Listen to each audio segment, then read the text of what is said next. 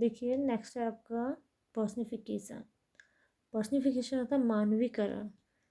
हम क्या करते हैं, मानवीकरण होता है किसी भी नॉन लिविंग को लिविंग मान लेना, यानी निर्जीव या ऐसी चीज़ जो है ही नहीं उसे हम क्या मान लेते हैं, लिविंग मान लेते हैं। हमको कुछ पता नहीं है लेकिन हम उसको पर्सन से कंपेयर कर रहे हैं।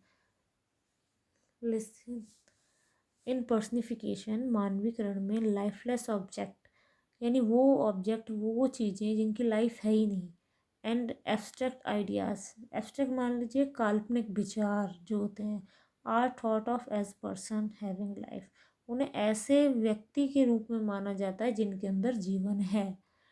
ठीक है, तो देखिए क्या दे रखा है, anxiety is sitting on her face. Anxiety होता है चिंता, चिंता उसके चेहरे पर बैठी हुई है। भाई चिंता होती है लेकिन हमने चिंता छुई तो नहीं है ना, देखी तो नहीं है ना, लेकिन हमने उसे क्या मान लिया कि चिंता को ऐसे मान लिया कि वो बैठी है।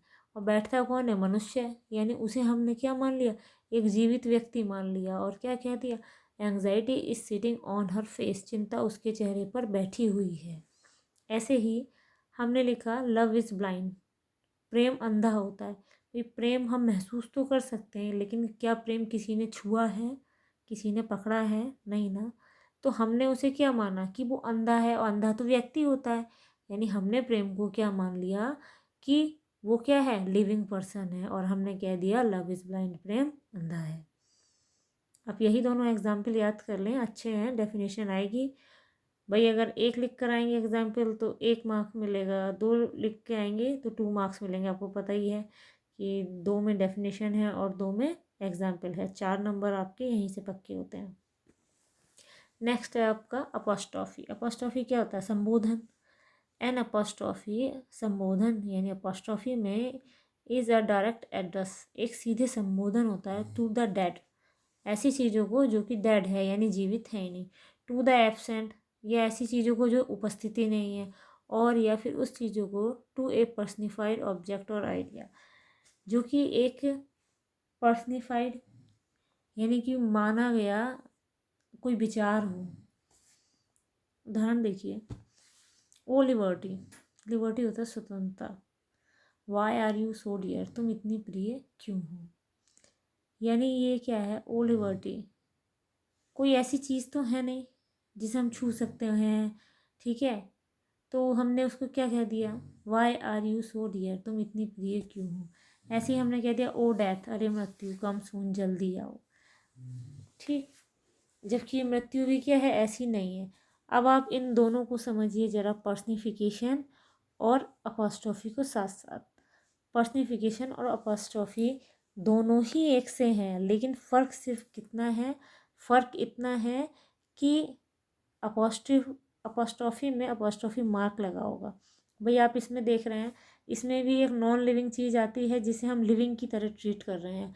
जैसे हमने माना था पर्सनिफिकेशन में anxiety is sitting on her face, चिंता उसके चेहरे पर बैठी हुई है। अब चिंता ना हमने छुई है ना देखी है, ठीक है, और हमने उसे पर्सनल माना। ऐसे ही अपोस्ट्रोफी में क्या हुआ, ओ लिबर्टी, अरे स्वतंत्रता, स्वतंत्रता हमने न छुई है न देखी है, ठीक है, भाई वैसे तो नहीं देखी है लेकिन इसे भी एज ए पर्सन ट्रीट कर रहे हैं, यानी एक व्यक्ति ही मान रहे हैं हम इसको।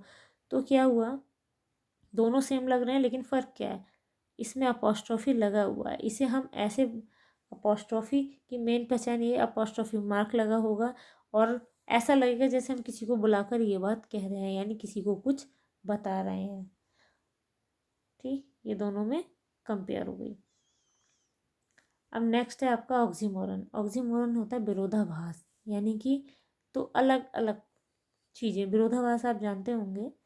In figure of speech, in this figure of speech, इस फिगर ऑफ स्पीच में यानी ऑक्सीमोरन में टू अपोजिट क्वालिटीज़, दो अलग अलग गुणों को are added to the same thing, ठीक है, एक ही चीज़ में जोड़ दिया जाता है। जैसे and having nothing he hath all, hath का मतलब हैज़ से है, ठीक है, कुछ भी ना रखते हुए ही हैथ ऑल, वो सब कुछ रखता है, ठीक है। अब हम कह रहे हैं कुछ भी नहीं है और दूसरी तरफ कह रहे हैं कि सब कुछ है, ठीक है, एक तरफ नथिंग दे रखा है, एक तरफ ऑल दे रखा है, तो वही हो गया ना अपोजिट।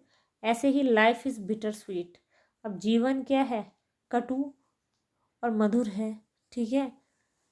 तो अगर जीवन हमारा कटु है तो मधुर कैसे हो सकता है, और मधुर है तो कटु कैसे हो सकता है। ऐसे ही वॉज फीलिंग स्वीट पेन, वह मधुर दर्द महसूस कर रहा था।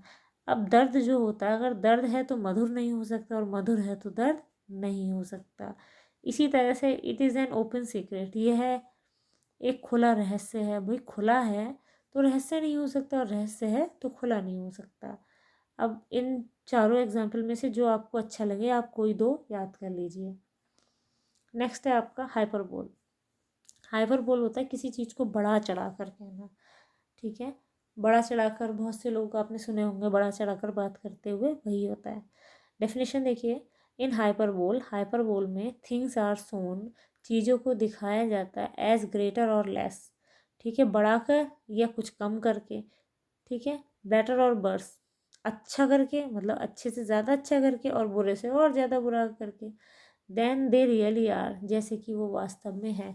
यानी कि हाइपरबोल में कभी भी चीज़ों को एक्चुअल नहीं दिखाया जाता है, उससे बढ़ा के या घटा के दिखाया जाता है। अब एग्जाम्पल देखिए, she wept oceans of tears, वो आंसुओं के समुद्र रोई। इसका मतलब ये हुआ उसने रोते रोते समंदर भर दिए। क्या कभी ऐसा होता है? लेकिन लोग कहते हैं बड़ा चढ़ाकर। ऐसे ही rivers of blood flowed in the battle, battle होता है युद्ध में खून की नदियाँ बह गई।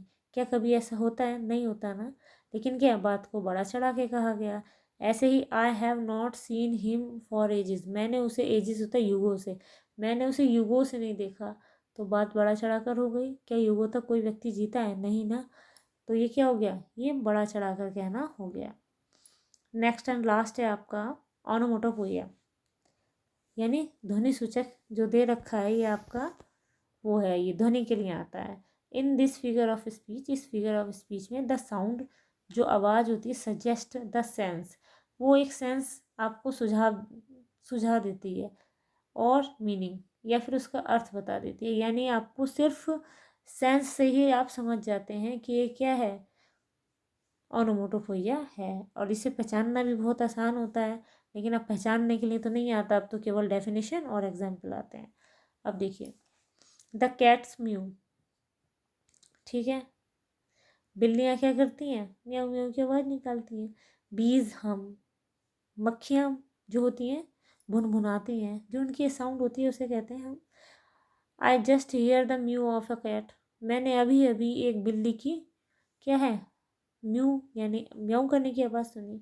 द स्नेक्स आर हिसिंग, हिस माने होता है फुसफुसाना, फुसफुस करते हैं स्नेक।